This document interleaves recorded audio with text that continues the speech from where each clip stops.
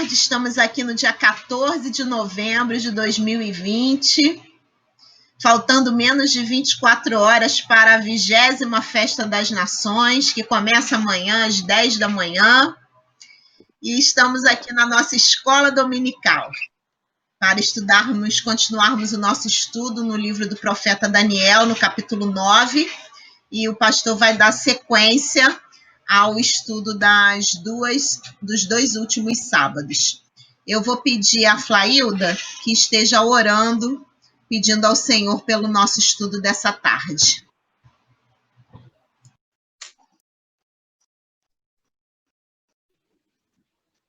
Oremos. Senhor, nós te agradecemos pela oportunidade de estarmos neste momento reunidos com nossos irmãos para estudarmos a tua palavra. Sim. Queremos, Senhor, suplicar a ti que o Senhor use o pastor Leônidas, que vai nos trazer essa lição, que, assim como o Senhor falou ao seu coração, que ele possa transmitir aquilo que o Senhor colocou no seu coração para cada um de nós. Ajuda-nos a entendermos com clareza a tua palavra, para que possamos colocar em prática no nosso viver diário.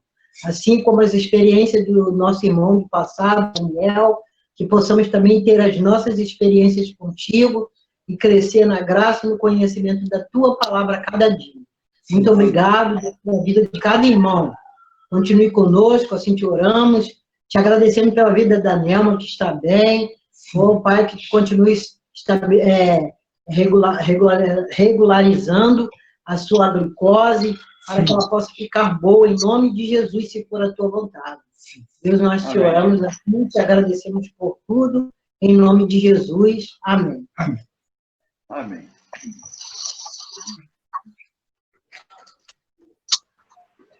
Com a palavra, pastor. Muito bem. Irmãos, vamos lá. Vou ler 2 textos hoje com os irmãos de início, depois há outros. O primeiro é esse que nós estamos estudando, é Daniel 9. Vamos ler outra vez, quanto mais nós lemos, mais gravamos e trazemos a memória. Daniel 9, nós vamos ler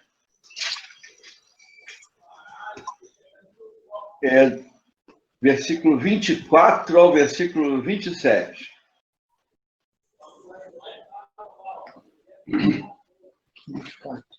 Daniel 9, 24 a 27.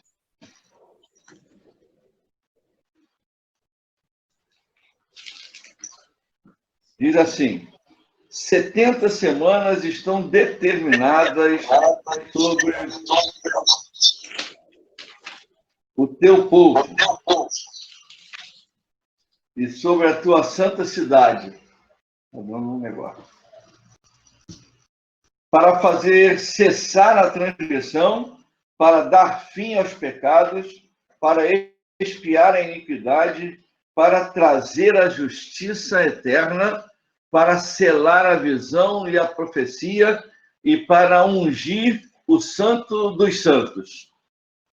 Sabe e entende desde a saída da ordem, para restaurar e para edificar Jerusalém, até ao ungido, ao príncipe, 7 semanas e 62 semanas, 7 semanas e 62 semanas. As praças e as circunvalações se reedificarão, mas em tempos angustiosos. Depois das 62 semanas, será morto o ungido, e já não estará. E o povo de um príncipe que há de vir destruirá a cidade e o santuário, e o seu fim será num dilúvio, e até ao fim haverá guerra. Desolações são determinadas. Ele fará firme aliança com muitos, por 1 semana. Na metade da semana, fará cessar o sacrifício e a oferta de manjares. Sobre a asa das abominações virá o assolador, até que a destruição que está determinada se derrame sobre ele. O outro texto é Apocalipse, capítulo 20.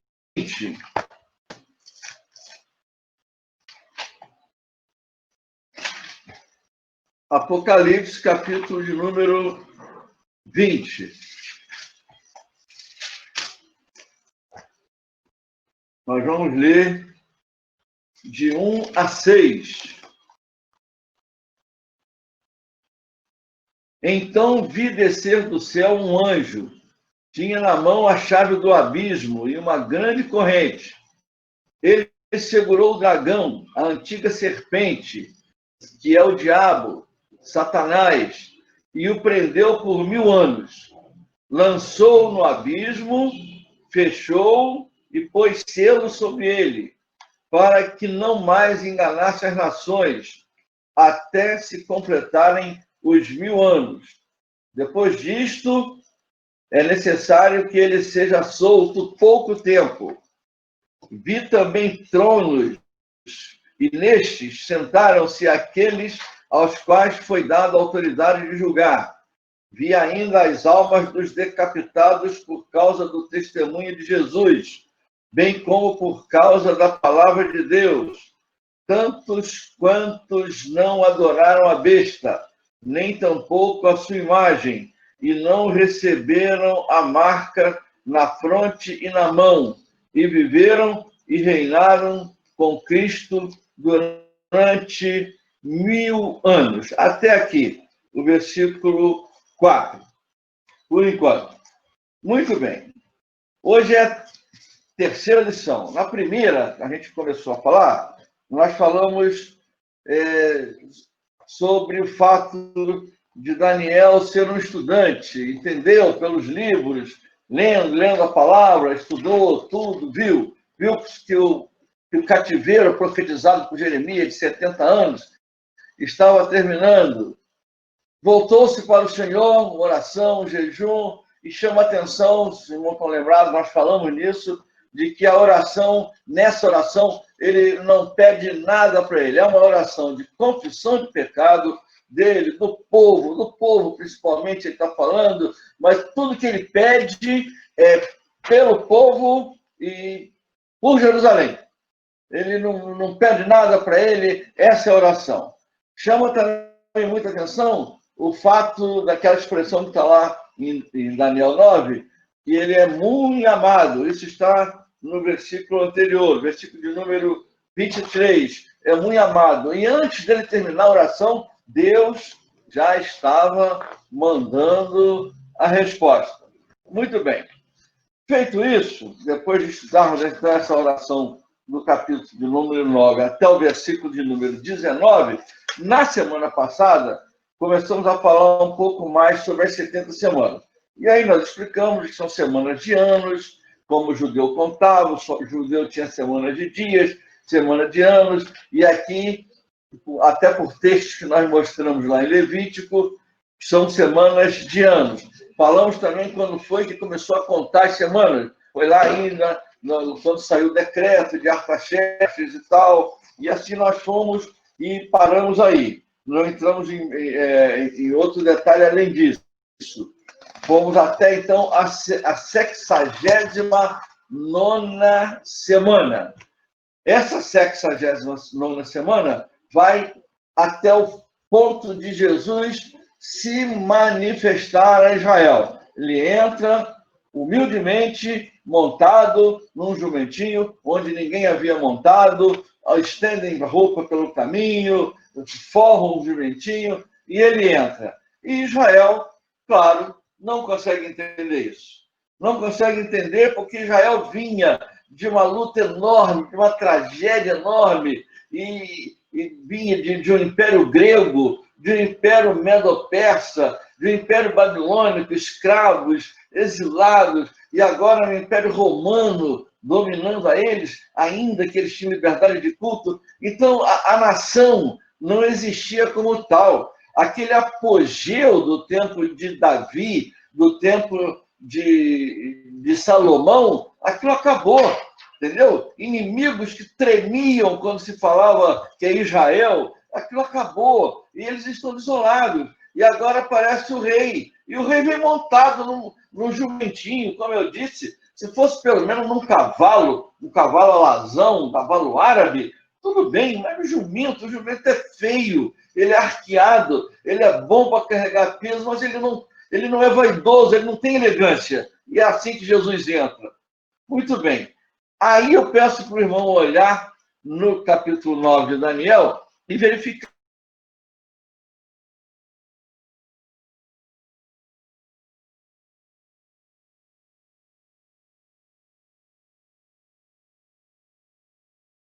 Logo depois da rejeição do Messias, a cidade e o santuário dos judeus são destruídos pelo povo do príncipe que haveria de vir. E até o fim haveria assolações. E foi no ano 70 que o imperador romano Tito entra e destrói Jerusalém. Irmãos, depois vocês peguem no mapa, Israel é um país pequeno. Jerusalém não é a maior cidade do mundo.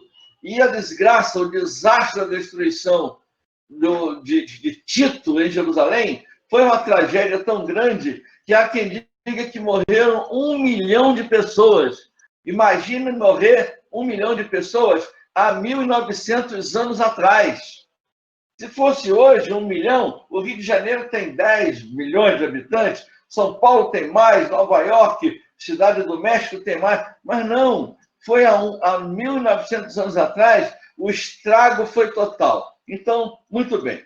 Esse período, essa lacuna, entre 69 e 70, entre uma semana e a outra, é que entra aí uma grande discussão. É o período da igreja, o que a Bíblia chama, o Novo Testamento chama, nós vamos ver já já, o da dispensação do mistério. Esse mistério que esteve escondido com Deus desde a fundação do mundo. Nós vamos ver alguns textos. E um detalhe, que foi guardado em segredo quanto aos próprios profetas que profetizaram. Eles profetizaram e eles mesmos não entenderam. Não entenderam tudo. Muito bem.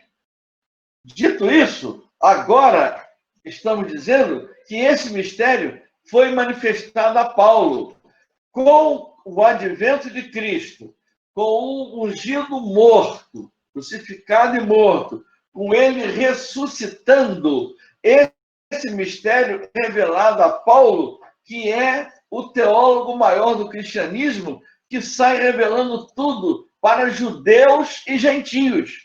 Gentios somos nós, gentios, as gentes, quer dizer, quem não é de Israel, quem não é judeu. Então, Paulo recebe a revelação e sai, então, fazendo isso. Muito bem. Agora, por que isso é importante? Porque daqui a pouco mais eu vou mostrar, os teólogos se dividem aqui. Afinal, a semana começa logo, a 70ª, ou tem esse espaço de tempo? Existe o espaço da igreja? Então, eu preciso agora que os irmãos vão vendo comigo alguns textos. São muitos textos, e o professor Elaine vai dizer se tem aula semana que vem ou não, que certamente não vai dar tempo para tudo. Mas vamos lá. Olhem aí.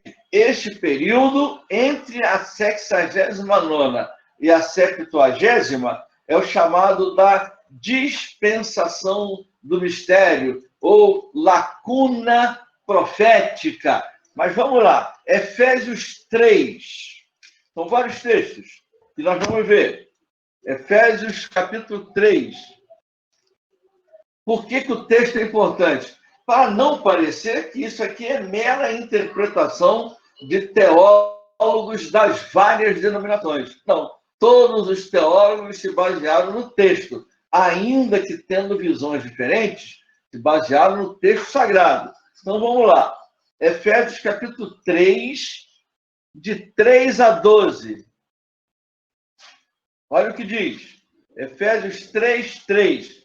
Pois segundo uma revelação, me foi dado conhecer o mistério, conforme escrevi há pouco resumidamente, pelo que, quando ledes, podeis compreender o meu discernimento do mistério de Cristo, o qual, em outras gerações, não foi dado a conhecer aos filhos dos homens, como agora foi revelado aos seus santos apóstolos e profetas no Espírito, a saber que os gentios são co-herdeiros, membros do mesmo corpo e coparticipantes da promessa em Cristo Jesus, por meio do Evangelho, do qual fui considerado ministro, conforme o dom da graça de Deus a mim concedida, segundo a força operante do seu poder.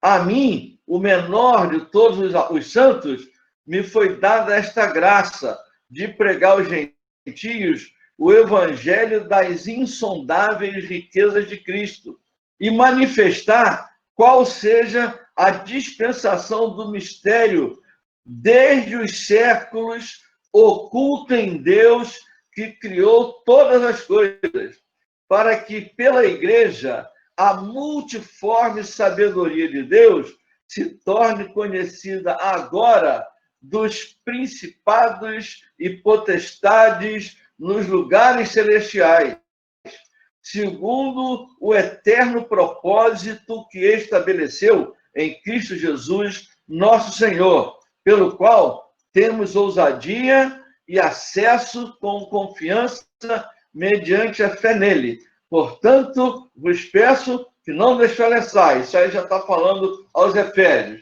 E serve para nós também, nas minhas tribulações, que é o problema que ele passava. Mas interessa até o 12. Observem, a palavra mistério aparece nesse trecho 3 vezes. Então, esse mistério, a igreja, o evangelho pregado a todos, foi revelado nesse período entre a 69ª e a 70ª. Mas há outros textos que a gente precisa ler também. Eu preciso que os irmãos aí mesmo em Efésios leiam o versículo de número 4, para mostrar que a igreja faz parte do projeto de Deus desde os tempos antigos. Vamos lá, Efésios 1:4, só botar uma folha na Bíblia. Assim como nos escolheu nele antes da fundação do mundo, para sermos santos e irrepreensíveis perante ele. Então, ele está escrevendo a gentios, os de Éfeso, não eram os de Israel. E ele está dizendo, vocês, nós, fomos escolhidos, ele era judeu, mas os de Éfeso não, fomos escolhidos antes da fundação do mundo. Então, a igreja fazia parte do plano de Deus. E quando seria revelado? Foi revelado quando Israel rejeitou o Messias. Se Israel não rejeita o Messias, Deus daria continuidade a tudo por Israel e seríamos alcançados também, certamente. Mas como Israel rejeita, Paulo para com Israel e vai para os gentios. É o livro de Atos. Atos termina com Paulo pregando aos gentios. Primeira semana missionária, viagem missionária, segunda, terceira e tal. Muito bem. Esse intervalo, então, se chama lacuna profética. É importante que a gente leia e que a gente entenda esses textos por 2 razões. Vamos lá. Os textos são os que vocês vão ler agora. E eu já estou dizendo, é importante que a gente leia e entenda por 2 razões. Abram aí, 1 de Pedro, capítulo 1. Precisamos ler e entender. E quais são as razões? Eu já vou dizer. 1 de Pedro, capítulo 1. capítulo 10, versículo 11 e 12. Olha aí, o que eu falei até ainda há pouco. Foi a respeito desta salvação, e agora é Pedro falando, que os profetas indagaram e inquiriram, os quais profetizaram acerca da graça a vós outros destinada, investigando atentamente qual a ocasião ou quais as circunstâncias oportunas indicadas pelo Espírito de Cristo que neles estava, ao dar de antemão testemunho sobre os sofrimentos referentes a Cristo e sobre as glórias que os seguiriam. A eles foi revelado que não para si mesmos, mas para vós outros, ministravam as coisas que agora vos foram anunciadas por aqueles que, pelo Espírito Santo, enviado do céu, vos pregaram o Evangelho, coisas essas que anjos anelam, querem perscrutar. Então, o que o texto está nos dizendo? Que desde os tempos do Antigo Testamento, os profetas já profetizando coisas que eles não entenderam, e Pedro agora está esclarecendo. Ou seja, o Espírito Santo agora está esclarecendo. Ele, Espírito que revela, eles estavam profetizando não para eles, mas para vós, ou seja, para nós. O que é isso? É a igreja. É esse período entre a 69ª e a 70. Outro texto é o texto de Mateus 13. Vamos lá. Mateus 13. E aí, é um versículo só. Versículo de número 17.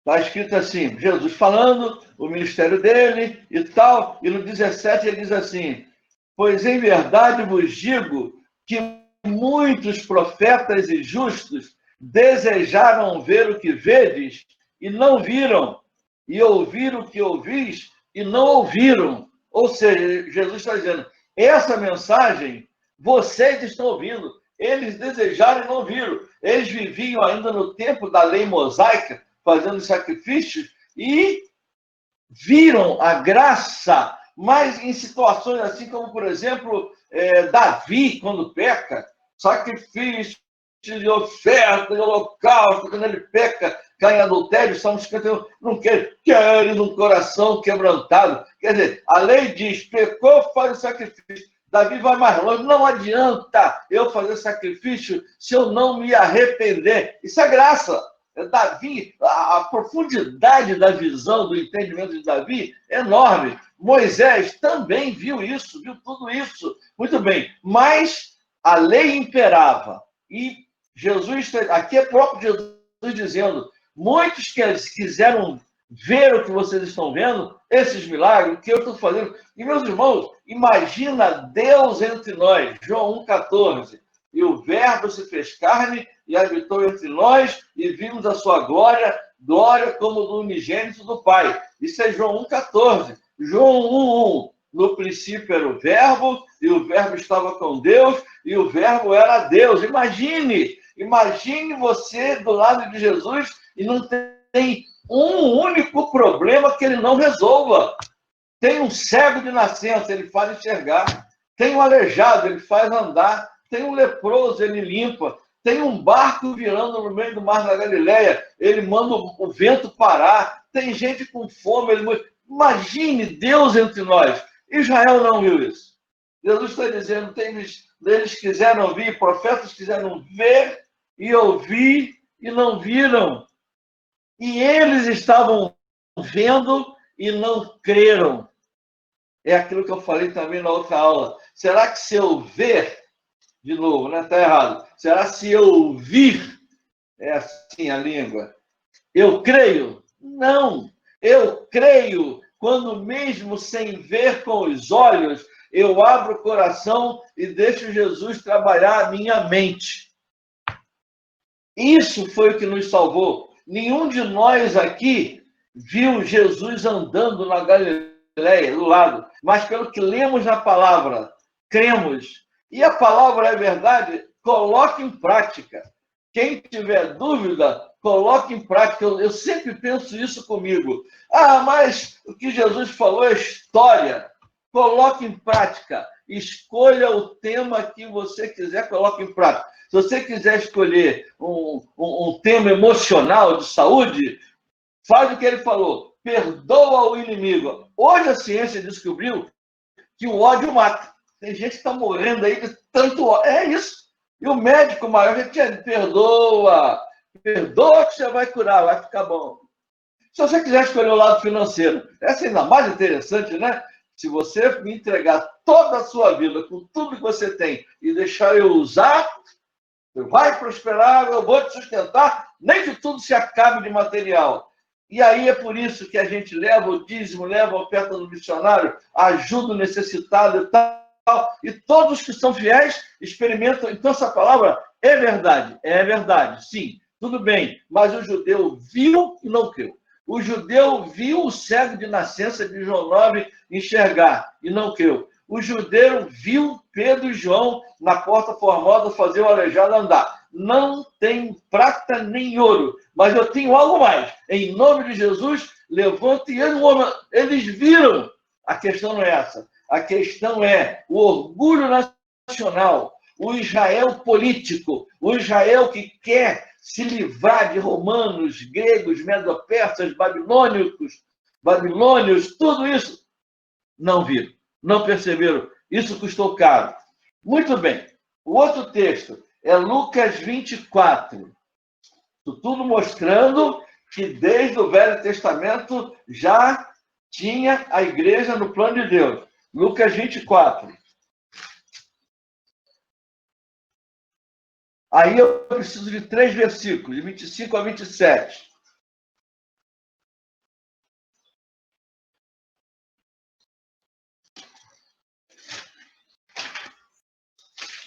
Diz assim, Lucas 24, de 25 a 27. Então lhes disse Jesus, honestos e tardos de coração para crer tudo o que os profetas disseram. Porventura não convinha que o Cristo padecesse e entrasse na sua glória? E começando por Moisés, discorrendo por todos os profetas, expunha-lhes o que a seu respeito constava em todas as Escrituras. São aqueles dois no caminho de Emaús. Depois que Jesus ressuscita, eles não reconhecem. Então, Jesus começa lá no Velho Testamento falando, tudo que está escrito lá foi sobre mim. Então, esta mensagem já vinha sendo trabalhada por Deus para chegar às gentes. É bom a gente pensar, a Bíblia, irmãos, é um livro só. Nós dizemos 66 livros, né? Sim, é uma biblioteca, é um livro só. Veja bem, lá em Gênesis 12, Abraão, sai da tua terra, da tua parentela, tal. Em ti serão benditas todas as nações da terra. Abençoarei os que te abençoarem, amaldiçoarei os que te amaldiçoarem. Veja, Abraão colocado na terra para Deus formar um povo para que o mundo inteiro seja bênção. Essa é a ideia de Deus. É trazer o Salvador ao mundo através do seu povo. Jesus vai dizer em João 4, a salvação vem dos judeus. Jesus era judeu, José e Maria eram judeus. E tudo isso começa, eu me lembro que ainda seminarista, eu preguei na igreja Fluminense, onde eu fazia estágio, e me lembro disso, que eu usei isso. Era Dia das Mães, eu tinha ido preparado para lá, levei a porção de livro, eu fui pregar na Pedra de Guaratiba no sábado, tudo de ônibus, e de manhã tinha que ir para o Fluminense, e Deus nada de me dar mensagem, e eu fui para uma das salas e fiquei orando, pedindo a Deus, e Pai, Deus deu. O que era a mensagem? A mensagem que era Dia das Mães. Aí eu comecei a exaltar a família. O que isso tem a ver conosco aqui?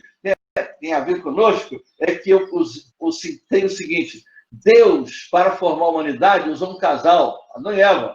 Deus, para formar um povo, usou um casal, Abraão e Sara. Deus, para trazer o Salvador, usou um casal, José e Maria. Deus é assim. Então, Deus usa Abraão e Sara para abençoar a humanidade. É o Deus da bênção. Logo após criar Adão e Eva, Deus abençoa. Mas o judeu não viu isso. Vê mais. Vai comigo agora em Atos 2. Tudo mostrando que a igreja faz parte do projeto de Deus e que ela tem o seu espaço determinado por Deus. E aí já vou explicar o porquê que precisamos entender tudo isso. Atos 2 é bem conhecido. A gente fala em números, a memória às vezes não ajuda. Mas quando vê, Atos 2 é a descida do Espírito Santo, ao cumprir-se, Atos 2, o dia de Pentecostes, estavam todos reunidos no mesmo lugar, de repente veio do céu um som como de um vento impetuoso e encheu toda a casa onde estavam assentados. E apareceram distribuídas entre eles línguas como de fogo e pousou uma sobre cada um deles. Todos ficaram cheios do Espírito Santo e passaram a falar em outras línguas, segundo o Espírito lhes concedia que falassem.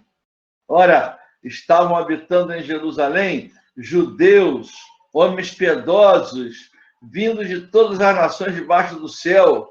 Quando, pois, se fez ouvir aquela voz, afluiu a multidão, que se possuiu de perplexidade, porquanto cada um os ouvia falar na sua própria língua. Estavam, pois, atônitos e se admiravam, dizendo: vede, não são porventura galileus todos esses que aí estão falando? E como os ouvimos falar, cada um em nossa própria língua materna? Somos partos, medos, partos é da Pártia, esse país não se fala mais nele. Somos partos, medos da Média, é outro país que também não se fala mais. Medos, elamitas, do Elam, os naturais da Mesopotâmia, Judéia, Capadócia, Ponto e Ásia, da Frígia, da Panfilha, do Egito e das regiões da Líbia, nas imediações de Cirene, e romanos que aqui residem, tanto judeus como prosélitos, cretenses e arábios, como os ouvimos falar em nossas próprias línguas as grandezas de Deus. Todos atônitos e perplexos interpelavam uns aos outros: que quer isto dizer? E claro, tinha alguém do lado que não estava gostando e falou que está no 13. Outros, porém, zombando, diziam: estão bêbados? Estão embriagados? Não, não. É que Deus é o Deus da bênção. E aqui tem 15 ou 16 povos, todos ouvindo a inauguração da igreja. Não é da igreja primitiva, não, em Jerusalém, não. É a igreja de Cristo no mundo, da qual nós somos o corpo e ele é o cabeça. É a cabeça. Então, mostrando mais uma vez que aqui está a igreja de Jesus nesse período após as 69 semanas.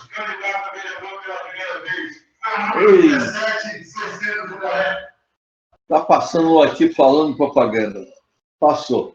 Estão, então, todos reunidos ali e o Espírito Santo desce. Espírito de Deus, onipotente, onipresente, onisciente. E está, então, dando à igreja autoridade e poder para fazer a obra. Muito bem, eu disse que é importante que leiamos e entendamos esses textos por duas razões.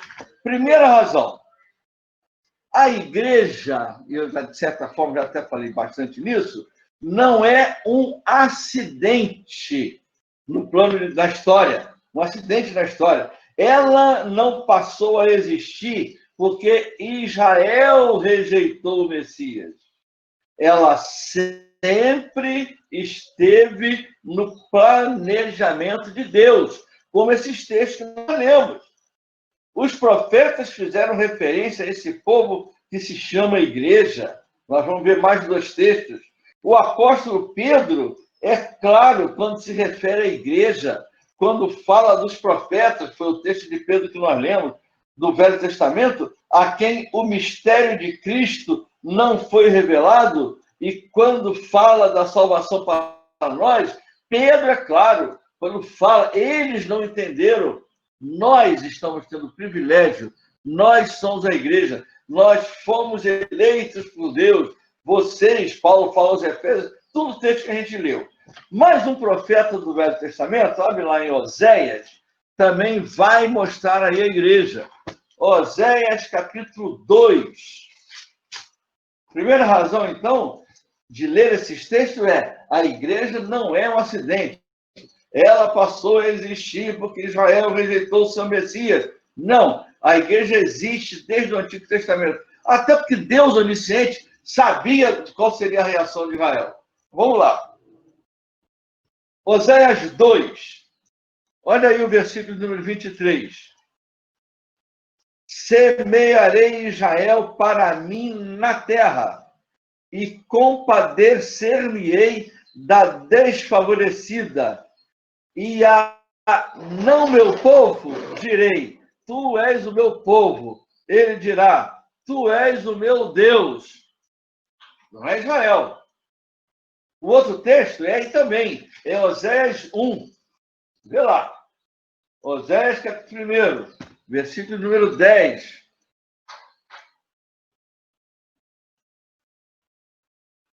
Todavia, Oséias 1:10. Todavia, o número dos filhos de Israel será como a areia do mar, que se não pode medir, nem contar.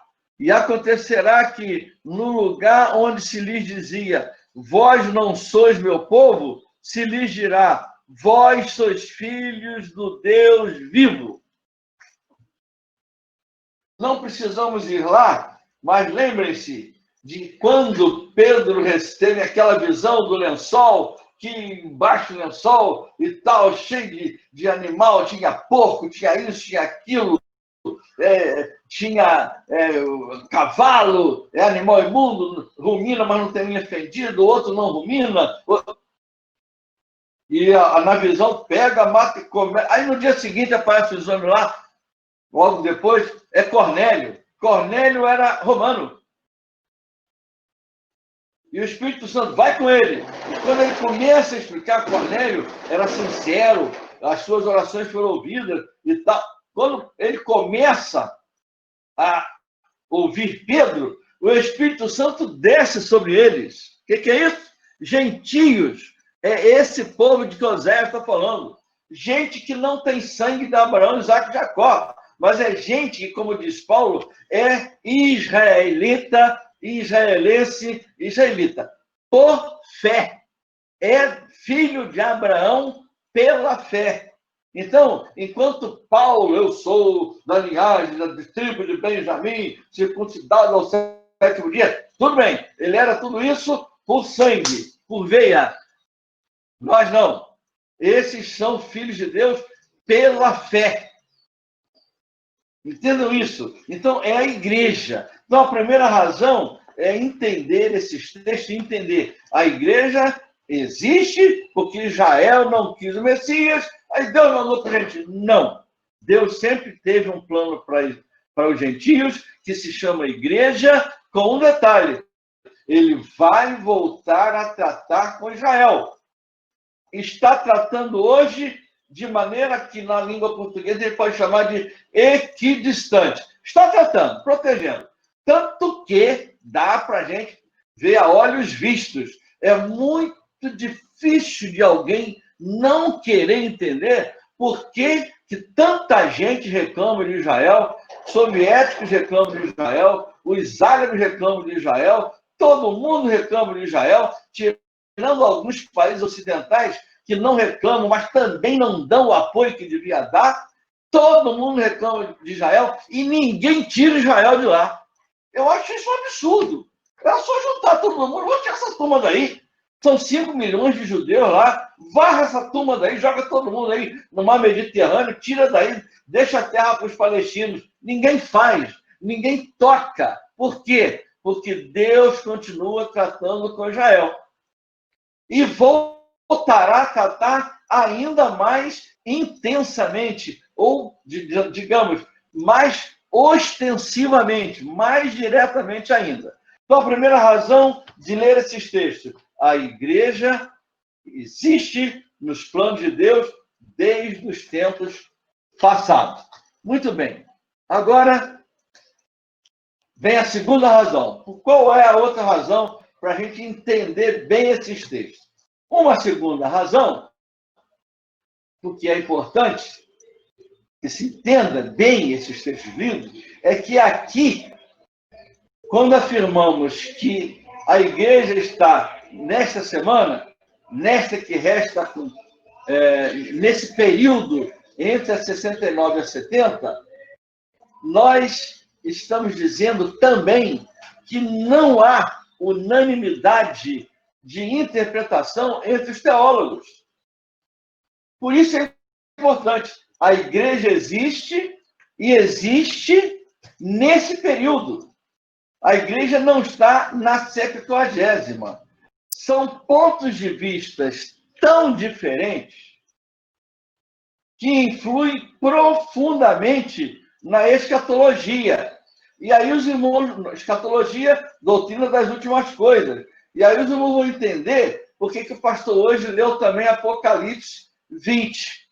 Aliás, há um escritor, não me lembro agora qual deles, que diz que Daniel é o Apocalipse do Velho Testamento. Daniel e Apocalipse andam juntos.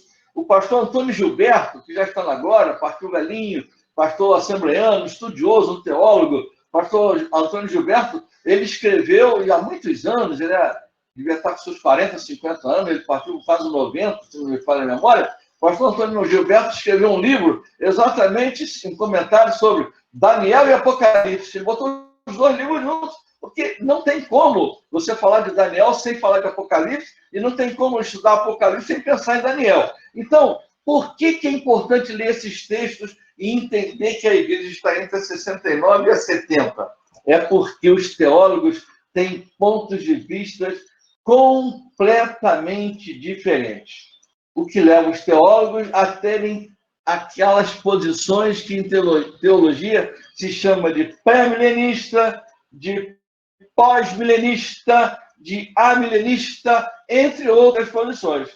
E sem entrar nisso diretamente, resumidamente, nós podemos falar de duas, ainda que ligeiramente. Falar do amilenismo e do pré-milenismo.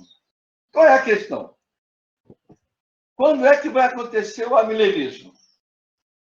Para os amilenistas, não existe isso. O milênio já está aí, Jesus reinando. Para o pré-milenista, significa dizer que a igreja será arrebatada antes da grande tribulação, antes do milênio. Isso é o que se chama de pré-milenismo, pré-milenista, pré-tribulacionista. É aquela discussão de a igreja entra ou não entra na grande tribulação. Já já a gente vai falar. Então, o amilenismo, ele crê que Jesus morreu na 70ª semana. Logo depois que ele entrou em Jerusalém, ele foi morto, e ali já era a 70ª, já era a semana 70, é o amilenista. Ele não crê que o tempo dos gentios é esse, o tempo da igreja é esse, entre a 69 e a 70. não crê que o tempo dos gentios faça uma distinção entre Israel e igreja, como pré-milenista crê. Nós entendemos que Deus, por um tempo, deixou Israel de lado e se voltou para o gentio. Crê que a Septuagésima sempre está ligada à primeira vinda. A 70ª semana está ligada à primeira vinda e não à segunda. O pré-milenista já entende que a 70ª semana vai acontecer na segunda vinda. Então, esse é o amilenista. E o pré-milenista? O pré-milenismo crê que já se cumpriram 69 semanas e que a 70ª semana começará a cumprir-se logo após o arrebatamento da igreja, antes da grande tribulação, iniciando-se em seguida o milênio. E nós não estamos falando ainda aqui de novos céus e nova terra, juízo do trono branco.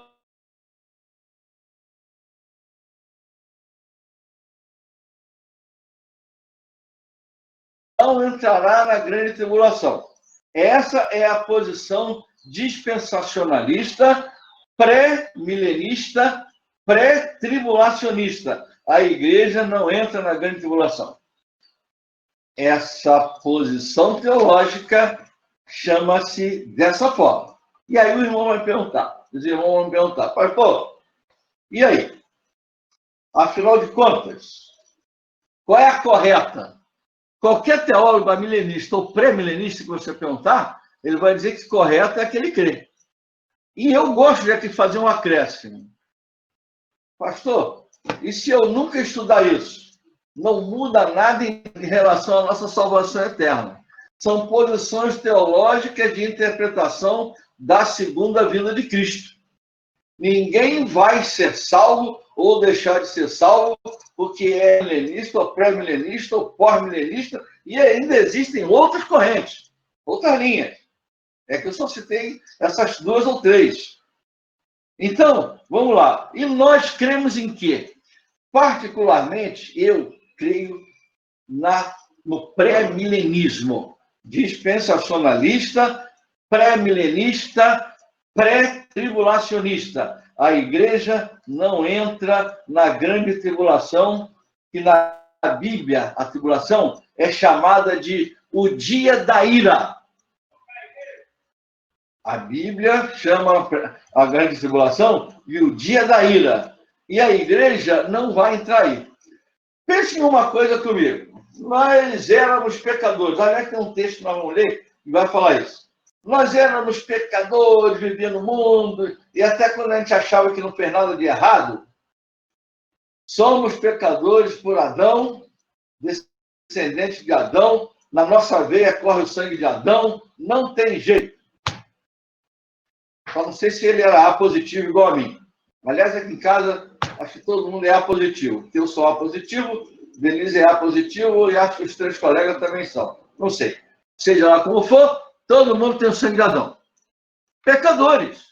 Pelo pecado de um só, então o pecado do mundo. Romanos, Paulo, falando. Muito bem.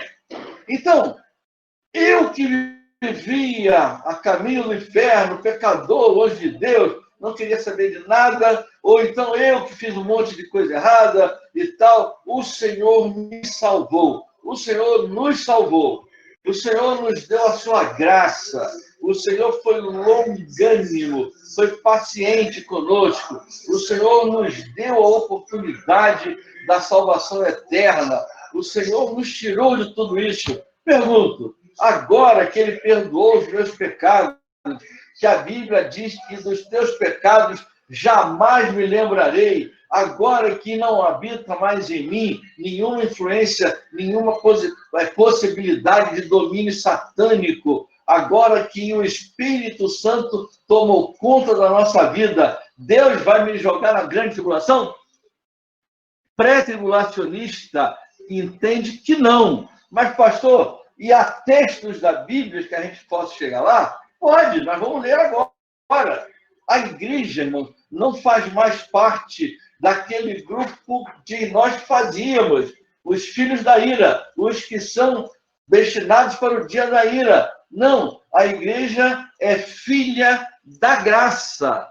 Pela graça sois salvos. Isso não vem de vós, é dom de Deus, é graça, é imerecido. Eu ganhei sem merecer. E, meus irmãos, eu louvo a Deus. Não fosse Jesus, eu acho que eu não estaria vivo. Com esse temperamento complicado que eu tenho, onde é que eu estaria?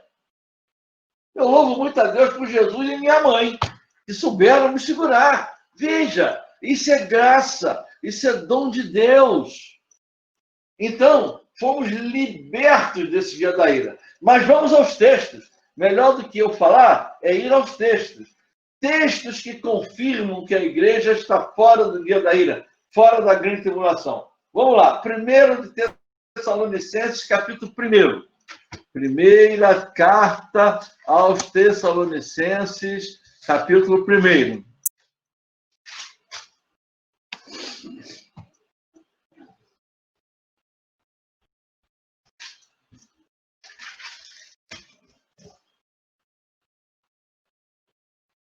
Versículo 9, versículo 10. 1 Tessalonicenses. Localiza. Pois eles mesmos, no tocante a nós, Paulo está escrevendo aos Tessalonicenses, proclamam que repercussão teve o nosso ingresso no vosso meio, e como, deixando os ídolos, vos convertestes a Deus, falando aos de Tessalônica, para servirdes o Deus vivo e verdadeiro. E aí vem o que eu quero. E para aguardardes dos céus o seu Filho, a quem ele ressuscitou dentre os mortos, Jesus, que nos livra da ira vindoura. A ira que ainda vem, a pré-tribulação, ou melhor, a grande tribulação. Então aqui, Paulo está dizendo aos Tessalonicenses, Deus que nos livra da ira vindoura. Mas tem mais texto. Aí mesmo. 1 Tessalonicenses, capítulo 5.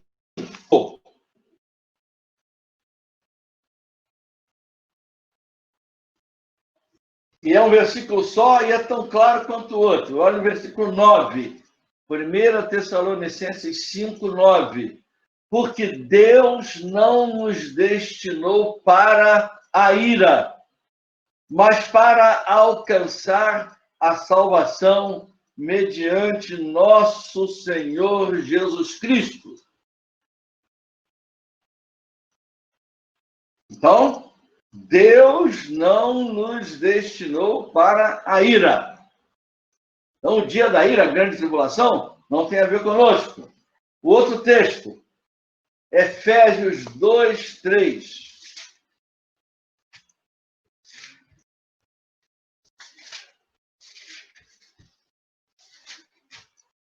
Efésios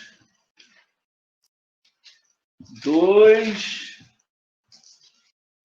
3.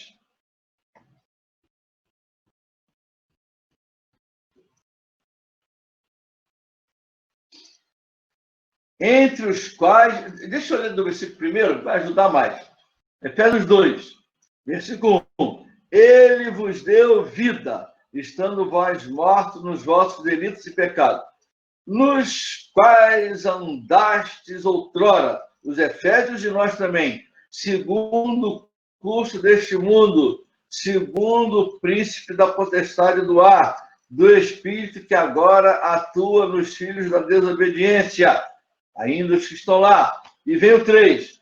Entre os quais também todos nós andamos outrora, segundo as inclinações da nossa carne, fazendo a vontade da carne e dos pensamentos. E éramos, por natureza, filhos da ira, como também os demais. Então, olha o tempo do verbo que eu gosto muito na língua portuguesa, ainda que ele é um verbo irregular, difícil de conjugar, mas é possível.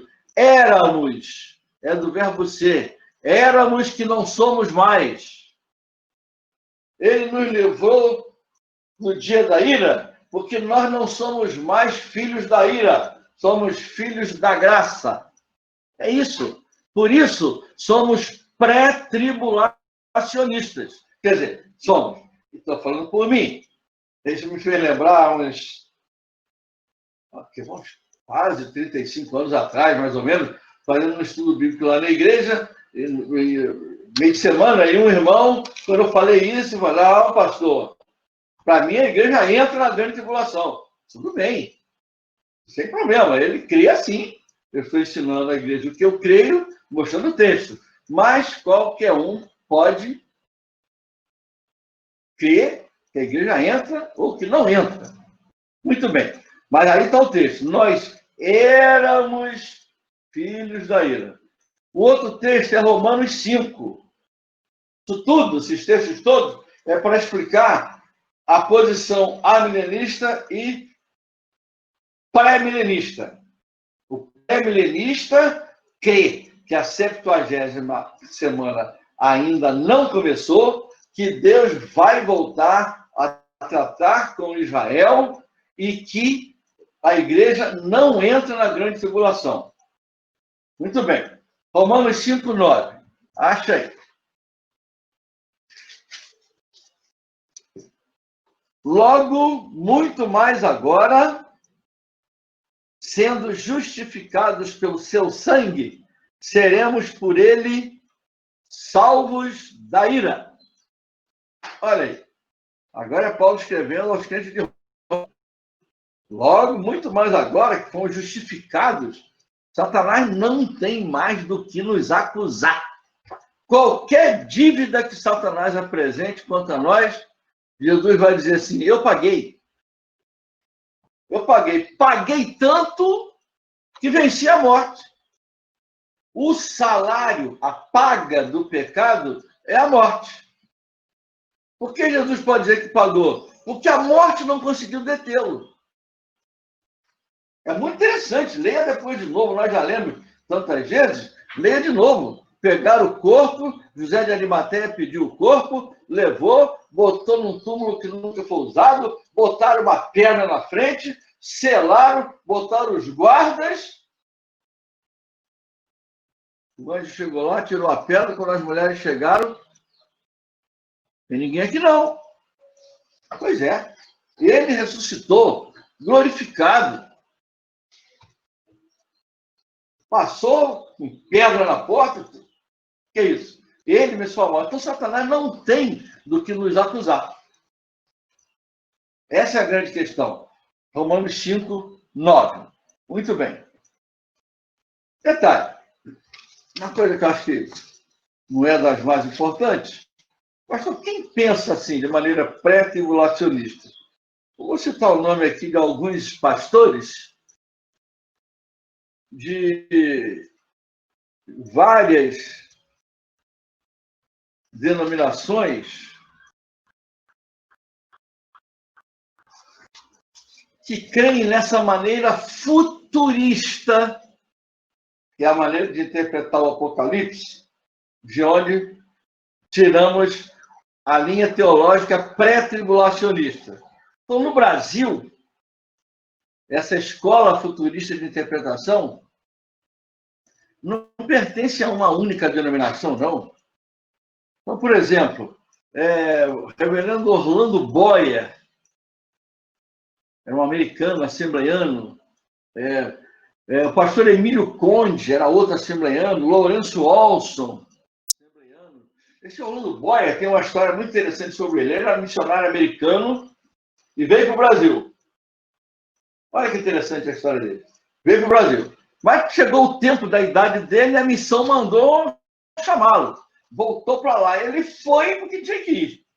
Botaram ele lá no condomínio, lá não sei que cidade era, dos Estados Unidos, e ele ficou lá. E, passado um tempo, não sei quantos anos, a esposa faleceu. Ele ligou para a missão dizendo, olha, minha esposa faleceu, eu preciso fazer o sepultamento dela. O que a missão fez? Mandou para o dinheiro. Para lá, para onde ele estava. Passou uns 2 ou 3 dias, o condomínio ligou para a missão, essa foi a história que me contaram, ligou para a missão dizendo, olha, o corpo da esposa do pastor está aqui, para sepultar. E ele disse, mas não é mandando dinheiro. Não, ele nem sepultou, nem está aqui. Ele pegou o dinheiro, foi para o aeroporto, comprou uma passagem de avião para o Brasil e voltou para o Brasil, veio ser missionário de novo. Orlando Boyer. Existe um livro, Manual Bíblico, do pastor Orlando Boyer, é bom também. Esse era um dos que crê na interpretação futurista do Apocalipse. Existem outros, John Main, John Cope, Donald Hare, esses são batistas. Existe outro, esse aqui vocês conheceram, pelo menos de nome. Elane deve ter, se não conheceu esse daqui, devia ser muito pequenininha, encontrou alguém da família dele. Ismael, lá em Brás de Pina, Ismael da Silva Júnior, William Forsythe, Sinésio Lira, Manuel da Silva Filho, esses eram congregacionais. E outros mais que tem aqui, metodistas também. Então, essa é a linha futurista de interpretação de onde tiramos essa tese do pré-tribulacionismo. Agora, vamos lá. A grande tribulação acontecerá na segunda metade da última semana. Se não fosse assim via internet, né, a gente tivesse um jeito de colocar um quadro, ia mostrar para vocês, a gente poder ver, na metade da 70ª semana, que, como eu disse, ela começa assim que a igreja for arrebatada. Muito bem. Aí vem os 7 anos iniciais. Os pré-milenistas creem... um detalhe interessante. A grande tribulação vai acontecer na segunda semana da última semana da 70ª. Quando vai acontecer, aí não vamos ler não, só quero mostrar para os irmãos. O que está escrito em Apocalipse, capítulos 11 a 18. Vamos lá. Se você, como eu, queria saber quando é que isso aí vai acontecer, abre lá, Apocalipse, capítulo 11. Uma das divisões do livro do Apocalipse. Apocalipse 1, 2, 3, cartas, igrejas e tal. Aí, as visões, aí chega o capítulo 11. 70 semanas estão determinadas sobre o teu povo e sobre a tua santa cidade para fazer 6 coisas. Pode contar nos dedos. Para fazer cessar a transgressão, para dar fim aos pecados, para expor a iniquidade, para trazer a justiça eterna, para selar a visão e a profecia e para ungir o santo dos santos. Essa é uma das razões de nós não crermos que a 70ª semana já começou, porque nada disso aconteceu. Aqui não está falando 62 semanas ou 7 semanas mais 62. Está falando 70 semanas estão determinadas para que aconteçam essas coisas. E nenhuma dessas coisas aconteceu. A transgressão não cessou. Israel não deu fim aos pecados. Isso aqui é dito a Israel. Israel não expiou a iniquidade, não entendeu, não fez a justiça eterna, não selou a visão, não ungiu o santo. Nada disso aconteceu. É uma das razões de nós pré-tribulacionistas, ou nós da escola futurista de interpretação do Apocalipse, entendermos que a 70ª semana não começou. Há um parêntese, que de quanto tempo? Não sabemos. Aquele hora só Deus sabe. Já estamos em 1900 e poucos anos. Jesus nasceu... Olha aí, não sou eu que estou inventando história, não. Isso aí está aí nos livros aí do pessoal que trabalha com isso. Nós contamos Anno Domini, ou DC, depois de Cristo, o primeiro. Mas, na realidade, o cidadão que reformou o calendário, acho que foi um romano, ele errou por uns 4 ou 5 anos. Na realidade, segundo os entendidos, Jesus nasceu em 4 AC. Olha que coisa curiosa. 4 anos antes. Então, na realidade, hoje não era para ser dia 14 de novembro de 2020. Era para ser 14 de novembro de 2024, 25, tal. Aquela agonia toda, quando foi batendo o ano 2000, era inútil. O que vai acontecer só porque é 2000? E eu nunca mais me esqueci de José Leandro, irmão de Marli. Quando deu 2000, entrei a benção, cantamos, vai-se embora, Aurora, tal. Quando chegou lá na porta, não, aí Zé Leandro, quando passou por ali, desejando feliz ano novo, Zé Leandro passou, mas é só isso? É um ano igual aos outros, não tem nada diferente, não. Até porque, a rigor, já não era 2000, era 2004, mas é outra história. A questão é, nada do que está em Daniel 9:24 aconteceu. Essa é uma razão importante para a gente entender que as profecias, essa aqui de Daniel, inclusive, elas têm mais de um alcance. Elas estão falando para um tempo e até 2 tempos. Como assim, pastor? O santuário será destruído. Foi. E vai ser de novo. Mais adiante, não hoje, eles vão reconstruir, vai ser de novo. Tem coisa que está aqui nessa profecia de Daniel que ainda não aconteceu. Vamos caminhando. Lá na frente a gente vai ver mais alguma coisa. Então, é importante entender que também Jesus deixa claro que a última semana não começou. É só ler Mateus 24. Depois vamos ler, não vamos ler agora. Leia Mateus 24. Ah, não, aquilo dali se cumpriu quando Jerusalém foi destruída. Tudo bem, se cumpriu sim, Jerusalém foi destruída. Mas leia todo de Mateus 24 e a gente vai verificar de Jesus falando do que Daniel falou, do abominável da desolação. Então, as profecias tinham mais de um alcance. O arrebatamento, isso é uma coisa importante, levará a igreja corpo de Cristo, e não pura e simplesmente as igrejas, ou seja, não aqueles que apenas são membros das igrejas, mas aqueles que são verdadeiros crentes e filhos de Deus. Haverá um dia, isso aqui é complicado, em que não haverá crentes no mundo, porque eles terão ido ao encontro de seu Senhor, nós teremos subido, mas haverá ainda muitas igrejas, talvez até mais cheias do que hoje, habitualmente, mais cheias do que hoje, devido à surpresa do arrebatamento, talvez pelo temor, ou até mesmo pelo arrependimento, se arrependeram, eram membros da igreja, mas aquele compromisso com Jesus, a minha vida é tua, o que eu sou, o que eu tenho, é tudo teu. Veja bem, Senhor Jesus, a Bíblia diz, Deus conhece os que são seus. O Senhor vai levar a igreja, e não as igrejas como instituição terrenas, congregacionais, batistas, presbiterianas e tal, mas vai levar o corpo de Cristo. Muito bem. O que vai acontecer? Imagine que em todo lugar alguém vai dar falta de alguém. Numa empresa, nenhum crente veio hoje. E aí, imagina a imprensa nesse dia. Olha como é que vai ficar louco o negócio. Não sei qual vai ser a manchete.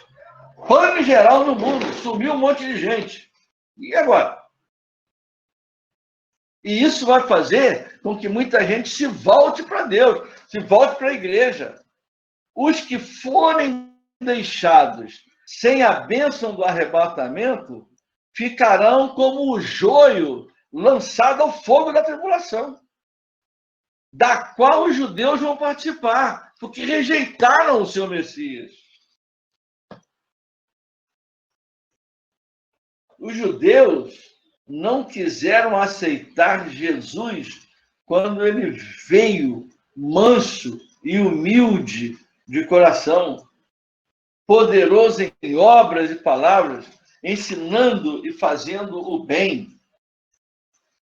Dá uma olhadinha aí em João capítulo 5.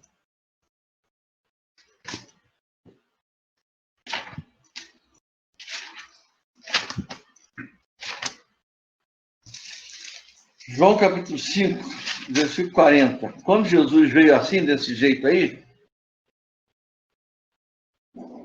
aliás, aqui Jesus só está dizendo a ele: contudo, não quereis vir a mim para terdes vida. E aí, Elane, eu queria te dar uma sugestão. Ainda falta um bom pedaço. Sugiro parar aqui hoje e continuar semana que vem. Que diz-me? É isso aí, paramos hoje e semana que vem a gente continua. Pois é, aí deixa eu dizer uma coisa para você pensar. Aqui eu estou tratando dessa questão de quando começa a 70ª, o que vai acontecer e tal. Ainda tem alguma coisa sobre a igreja e o que realmente vai acontecer na 70ª. Talvez precise de mais uma ou duas. Depois você me diz se eu posso ou não.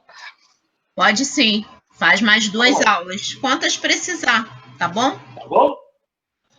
Hoje ficamos aqui. Ok. Deus abençoe a todos. Amém. Algum irmão quer falar alguma coisa? Irmão Danilo, irmão Sérgio, Marli, Ilma. Na sequência, nosso irmão Danilo no capítulo 10. Assim que o senhor terminar, Danilo entra. No capítulo 10. Deixa eu só fazer um anúncio e pedir umas ideias para vocês. Hoje é o dia 14. Nós estamos no meio do mês de novembro. Amanhã é a nossa festa, segundo os loucos da igreja. Fabilane.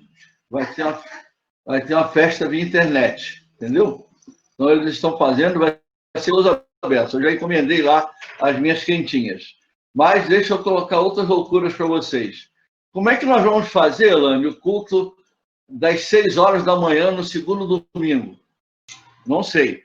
No dia 6 é o dia em que eu completo 39 anos lá. Não vai ter culto à noite, que tem que ser pela manhã. Então, a senhora vai, para você que tem essas ideias escalafobéticas de vez em quando, vai pensando e depois me conte. Tá, o culto das 6 horas e o seu culto Vamos fazer, então. Deixa eu até anotar aqui na agenda que a gente vai executar quase que imediatamente. E todo mundo aí que tem ideia, vá passando para você. Exatamente. Que eu coloco para frente. Tá bom. Então, o primeiro domingo das 6 horas, primeiro domingo de dezembro, né? Não. Primeiro domingo é o culto de gratidão. Hoje das 6 horas eu acho que não tem como, mas é o segundo domingo, é a celebração da ceia e tal. Né? Vou fazer o irmão acordar às 6 horas para fazer um culto em casa, não sei. Eu só estou colocando para não deixar passar em branco. Sim. Mas pensem nisso. Tá bom. Deixa com a gente, que a gente vai cuidar disso. Eu e a equipe de marketing digital da igreja, presbítero Fábio. E amanhã, nossa festa, nós já estamos com 98% das quentinhas vendidas. Amém. Amém. Não sei se já terminou, Fábio não deu mais posição, mas tinha só mais 8 ainda para vender. E amanhã nós teremos também sobremesas, cupcake, tortinha, a taça da felicidade, que é um negócio de R$8, que tem um morango assim em cima, que é uma coisa deliciosa. Teremos bolo de pote e suspiros também. Né? Então, quem quiser também pedir as quentinhas e pedir junto a sobremesa, pode pedir, para adoçar a boca. Denise quer saber se é diet. Não, é tudo em Engor Diet. Engor Diet. E eu quero saber se vai ter empada de camarão. Não vai ter empada de camarão, não vai ter coxinha, não vai ter pizza, não vai ter caldo de cana, nada disso. Só teremos mesmo as nossas quentinhas. Estaremos, começando às 10 horas da manhã, com transmissão ao vivo pelo YouTube, e teremos programação durante todo o dia. Às 10 horas daremos início, teremos com a abertura com o culto. E no decorrer do dia nós vamos entrando ao vivo. E terminaremos a partir das 16 horas, em que nós vamos falar sobre os países que representam as nossas barracas. Mas nós vamos falar de um cunho missionário, né? Fizemos aqui uma pesquisa sobre como anda, né, a evangelização nos países que as nossas barracas representam, e nós vamos falar sobre isso amanhã. Presbítero Fábio também vai dar uma palavra sobre missões amanhã, e vamos terminar com uma gincana, que hoje nós chamamos de quiz, e temos até prêmios para a gincana. Aquele que o vencedor, o primeiro, segundo e terceiro lugares vão ganhar prêmios. Quem venceu a gincana. Então, tem que estar todo mundo afiado para responder as perguntas. E tudo isso será na nossa sala amanhã às 16 horas. Nós vamos mandar o link um pouco antes do início. Tá bom? Tá bom. Próxima quinta-feira também teremos aqui a nossa sala online. Nosso irmão licenciado, acho que já está licenciado, Sidney, já se formou ou está se formando ainda? Já formou. Então, o licenciado Sidney estará conosco aqui na nossa sala, fazendo nos dando o estudo de vida cristã. Tá bom? Vamos terminar. Eu vou pedir ao nosso irmão Danilo que acione aí o seu microfone. Vamos orar para terminar a nossa escola dominical de hoje.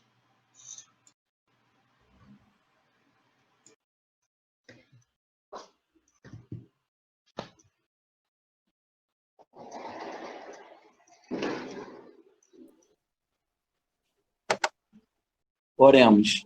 A paz do Senhor a todos os irmãos. Senhor Deus, nosso Pai, nós te agradecemos, ó Pai, por este momento que nós passamos na Tua presença, que nós fomos edificados através da Tua palavra. Ó Deus, nós te pedimos pela vida do Teu servo, Pastor Leônidas, que o Senhor continue abençoando o Teu filho, ó Pai, derramando sobre ele as Tuas bênçãos, ó Deus. E nós te pedimos em nome de Jesus, Senhor, que nós que somos a Tua igreja, que nós possamos estar, Senhor, sempre firmes, ó Pai, buscando, lendo, meditando acerca da Tua palavra. Ó Deus, nós louvamos o Teu nome, ó Deus, nós pedimos também pela festa das nações, que ocorrerá amanhã de forma especial. Nós pedimos a Deus, como Tua igreja, que o Senhor esteja abençoando a cada uma dessas nações representadas.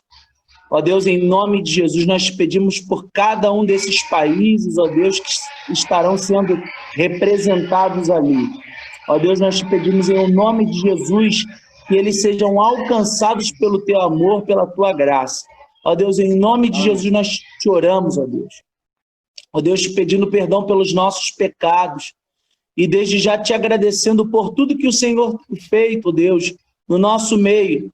Ó Deus, e te pedindo também por essa situação que nós estamos passando, e por amanhã também, Senhor, pelas eleições, nós colocamos diante de Ti, Senhor, para que nós, como Tua igreja, possamos votar de forma consciente e fazendo assim a Tua vontade, Pai. Em nome de Jesus, nós te oramos, te pedindo perdão pelos nossos pecados. Em nome de Jesus, amém, Senhor. Amém. Pastor, mais alguma lembrança? Não, Deus abençoe a todos. Então, Deus abençoe, até a nossa próxima sala, e amanhã, às 10 horas. Amém.